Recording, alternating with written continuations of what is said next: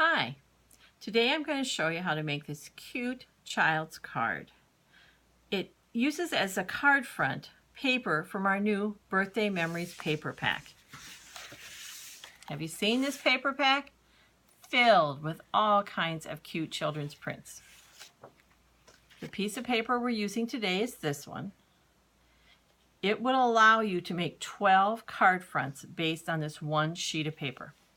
Let's begin our card. I began with a card base of paper called Blushing Bride. Our paper comes in 8.5 by 11 sheets of paper, and I used half a piece for the card front. So if you cut your paper at 5.5 along the 11-inch side, you have your card base. I'm next going to fold it in half. If I want to make sure I get a sharp fold, I'm going to use my bone folder and just run it along there. Next, we'll begin our card front. Can you tell from here that I have a little texture on this white? Let me show you how I did that. I used one of our new embossing folders, these fun dots. The embossing folder opens up and I put my piece of paper in there and close it up. I try to get it pretty straight. There we go. I'm going to use our Big Shot to emboss this. When you get your Big Shot, in addition to the 2 clear plates, you'll have a base plate and what's called a thin die adapter. We don't need the thin die adapter yet, so we'll remove that. And we're going to make a sandwich. A clear plate, my embossing folder closed, and another clear plate. One tip when I'm running my embossing folder through, I want to try to keep the fold at the top, the open end at the bottom. And I'm going to run that through my Big Shot.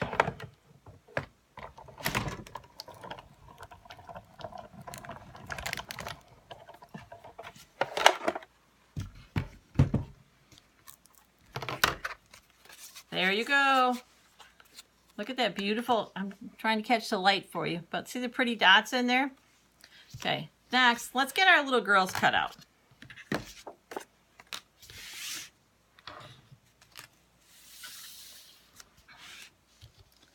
I used our oval finlets to cut out the little girl. I found the size that went around the outside, all those little cupcakes. Then I found a size that went around the little girl. Now when I line this up, I'm going to catch it so it's just at the top of her head. I'll lose a little bit of her shoes. That's okay. The way we put this together, you won't even notice. This is when I need this thin die adapter, when I'm cutting, not embossing. So I'm going to put my thin die adapter back on, and again I'm going to make my sandwich.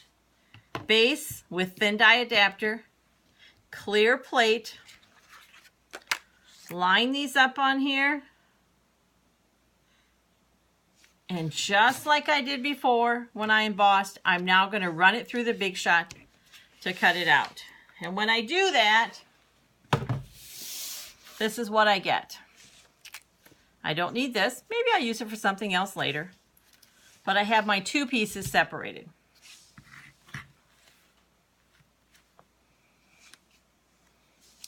When you look at my card, you see that little pink layer? That scalp layer separated these 2 pieces, and it hid the fact that I've cut it out and there's an opening there. I took a scrap of Blushing Bride and one of the scallop ovals.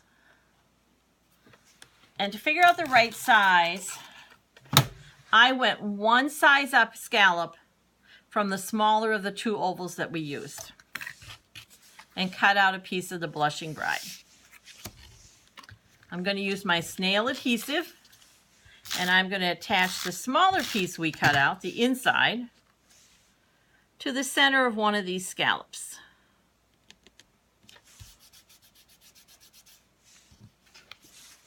I have these 2 pieces. I'm going to set them aside for a minute and attach my ribbon, and then we'll attach these to the card front. The ribbon I'm using today is called Double Stitched Ribbon. It's also in the Blushing Bride. One of the things I love about Stampin' Up! Is everything coordinates. I don't have to take time to decide if something matches or not, or something goes with something. They do that work for me. I cut a piece a little longer than the front of my card, and so that the ribbon would lie flat for me, I used our tear and tape. It's sticky, it holds in place, and you really can just tear it. I attached a piece to the back of my ribbon, and now I'm going to lift up that backing. There's a sticky side attached to the ribbon, and when I lift the backing, I'll have sticky on this side also. I'm using my paper piercing tool and just pulling that back off. Now, I don't know about you, but sometimes I have trouble getting things straight when I'm attaching ribbon. So I like to use a grid. The paper cutter makes a great grid for me. It has the straight lines, and it has this kind of slick surface, so nothing's going to stick to it. I'm not going to rip something when I put it down. So I'm going to lay this down, use the grid lines as a guide, and just stick my ribbon down. My ribbon's straight. I'm going to attach the extra piece behind the back. Now I can go back to my little girl. I'm going to attach some snail behind the larger oval that we cut.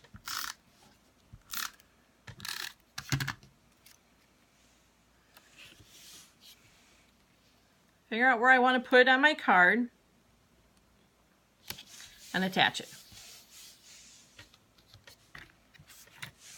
On my original card, I'm not sure if you can tell, but I raised it up a little bit. It just gave some dimension and separated it a little bit. And in order to do that, I'm using our dimensionals, our Stampin' Dimensionals. I just need one at the top, one at the bottom. Take off the backing. Like our tear and tape, they're already sticky on one side, and when I take the backing off, they're sticky on both sides. I'm going to line up my little girl in that window I'd cut. There we go. Now I'm going to attach it to the card base that we made earlier. Attach some snail to the back.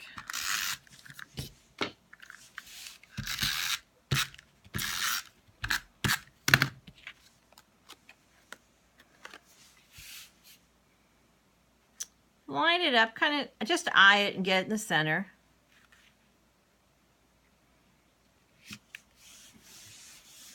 And there you go. Easy peasy. What a cute card. This would be a delightful baby card for a little girl, or a birthday card for a little girl. If you go to my website, www.scrappinwithjoni.com, you can find both a list of supplies and step-by-step directions. I hope you find some time to create this week. Have a good week.